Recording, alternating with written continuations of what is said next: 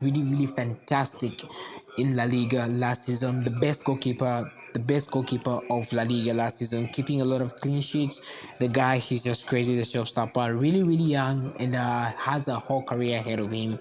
One of my favorite players to watch. So in goals, of course, who have Joan Garcia. I don't see any place where Joao Garcia doesn't start unless in a situation where he's injured. Of course, we have his backup, who Chesney is going to be his backup. In the back, of course, as I said, we don't have much reinforcement. We didn't get any defender this season. We're yet to get any defender this season apart from Joao Cancelo. So in the back, of course, I go with the back for Joao Cancelo, of course. Gerard Martin. I feel like there's going to be like some changes on Gerard Martin and Eric Garcia, because we don't really know who's the best partner for Kubasi. But for me, most likely I prefer Gerard Martin in that position. I really prefer Eric Garcia playing that number 6 spot. We'll talk about that later in the video. So for 4-5 for me, of course, it goes Pau Kubasi, the best young player of the World Cup. I feel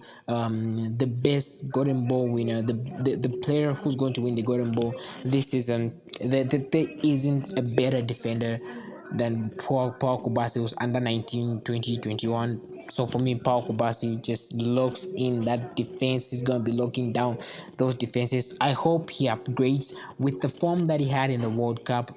He should continue flourishing with that momentum that he had in the World Cup. Jules Koundé, of course, in the right wing, we were breaking down. He wasn't really good for the French national team, Le Bleu, in the World Cup. Even last season, he wasn't at 100%, but I just hope he gives more because we don't have so much reinforcement. Of course, we have the likes of Baude, we have the likes of Christensen in the back, but for me, I feel like Jules Koundé is the best in that position, right? If on his best day, he's really untouchable. So for me, that's the back four.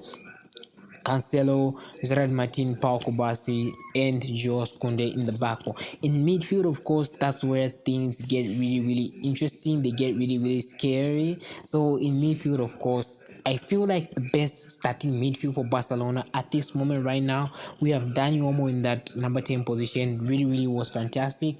I gotta say, in my opinion, it was really underrated in the World Cup, but he was really phenomenal and instrumental to Spain winning that World Cup. In the number eight position, we have Pedro, of course. Wasn't really a little bit slow in the World Cup, didn't really give his best. I feel like that the fatigue from the previous season really played a lot, because he played a lot of games right for Barcelona in the previous season. So Pedro, of course, will be doing his magic. He's passing accurate and